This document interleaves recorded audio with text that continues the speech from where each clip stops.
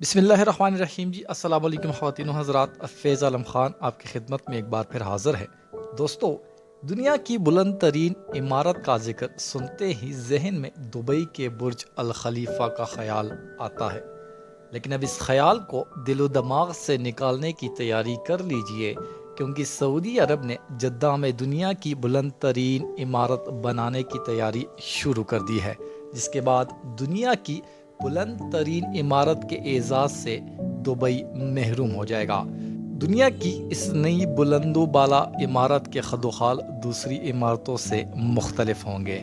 اس عمارت کو kingdom tower کا نام دیا گیا ہے اور اس کی بلندی 1 کلومیٹر ہوگی، جو کہ برج الخلیفہ سے 564 فٹ زیادہ ہے۔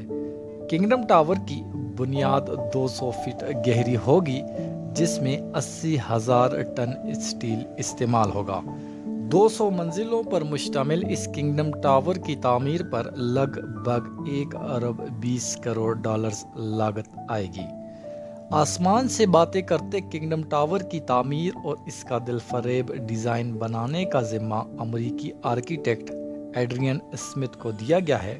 ایڈرین اسمتھ شکاگو سے تعلق رکھنے والے 67 سالہ انتہائی تجربہ کار اور ماہر آرکیٹیکٹ ہیں اور انہوں نے ہی برج الخلیفہ کو ڈیزائن کیا تھا۔ شہزادہ ولید کی خواہش ہے کہ کنگڈم ٹاور جیسی کوئی اور عمارت پوری دنیا میں نہ ہو۔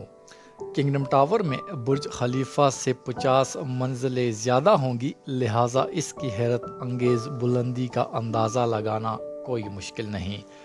آسمان کو چھوتی اس کنگڈم ٹاور میں 4 ہوٹل، مختلف اپارٹمنٹس، دفاتر اور اوپری منزلوں میں 3 لابیز تعمیر ہوں گی۔ اس کے ساتھ ساتھ 197 منزل پر ایک آبزرویشن ڈیسک بھی بنائی جائے گی، جہاں سے سیاح شہر بھر کا نظارہ آسانی سے کر سکیں گے۔ ابھی تک دنیا میں کوئی بھی آبزرویشن ڈیسک اس قدر بلندی پر موجود نہیں۔ ڈیسک کی چوڑائی 80 فٹ رکھی گئی ہے۔ اس ڈیسک کو ڈیزائن کرتے وقت یہاں ایک ہیلی کاپٹر لینڈنگ پلیٹ فارم بھی تعمیر کرنے کا منصوبہ تھا، لیکن چند ماہر پائلٹس نے رائے دی کہ اس جگہ لینڈنگ رسکی ہو سکتی ہے، لہٰذا ڈیزائن کے آخری مرحلے میں ہیلی کاپٹر لینڈنگ پلیٹ فارم کا آئیڈیا ترک کر دیا گیا۔ کنگڈم ٹاور چونکہ بلند ترین عمارت ہوگی اور اتنی بلندی تک پانی پہنچانے کا بے عیب منصوبہ کسی کمال سے کم نہیں ہوگا۔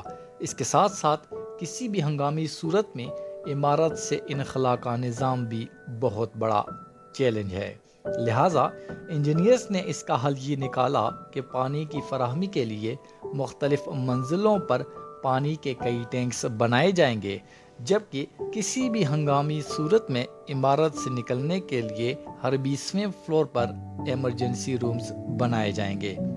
عمارت کی دیوار کنکریٹ سے تعمیر ہوگی اور ان کی چوڑائی 2 فٹ رکھی جائے گی، جس کے باعث آگ لگنے کی صورت میں آگ کو مزید پھیلنے سے روکا جا سکے گا۔ عمارت میں تازہ پانی کو جمع کرنے کے لیے اولمپک گیمز میں استعمال ہونے والے واٹر پول سائز کے 14 پولز بھی بنائے جائیں گے۔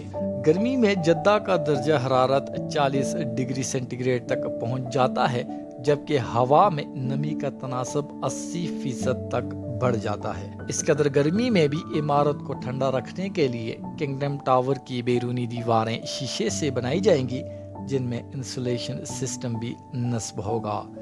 عمارت میں کل 59 تیز رفتار لفٹس بھی نصب کی جائیں گی۔